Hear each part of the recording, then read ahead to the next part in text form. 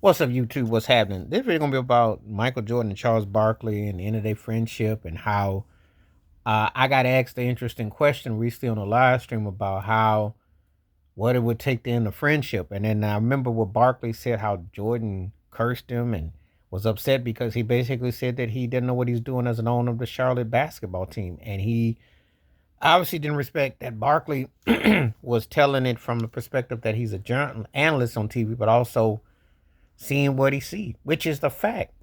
Jordan sucked as an owner of the Charlotte basketball team. But it got me thinking, if you can't be real with your friends, then you really don't love them. That you can't sit there and pucker up and act like something's right when it's not. You can't sit there and tell somebody that, hey, the sky is blue when it's really looking cloudy. And they want to hear that. That lip service is one of the problems that gets people in trouble because no one catches your coat. And when you have a lot of yes people around you, you tend to have some dire consequences. You don't see reality, and things get blurry and murky. And I thought about that question when I was asked to me about it. I said, because I looked at that so-called friendship where they were inevitable. I still remember when they were on Oprah Winfrey together, and I guess Jordan was getting ready to break up with his ex-wife Juanita, because the funny story about that, Barkley was up there with him on the stage for 40 plus minutes. They did zoom in on Michael Jordan's mother. They did not even acknowledge Juanita Jordan till like almost 50 minutes into the segment. It was crazy. Sometimes when you got a best friend and you really tight with somebody, those sort of things, it's funny how that takes front and center in some strange ways. It do.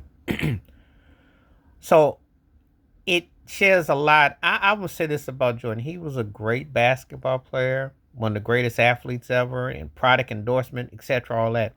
But you know he was cold as ice. You know that he was that anger, that angst, that whole thing, the real him. The facade they put up and what they show. So if you got a so-called friend like that, you're always on skating on thin ice because their ego, their arrogance is so. He's no different. It's just that he was charismatic and he was an incredible talent and he meant money. And a lot of people will overlook human flaws and what have you. Do you do that with your friends?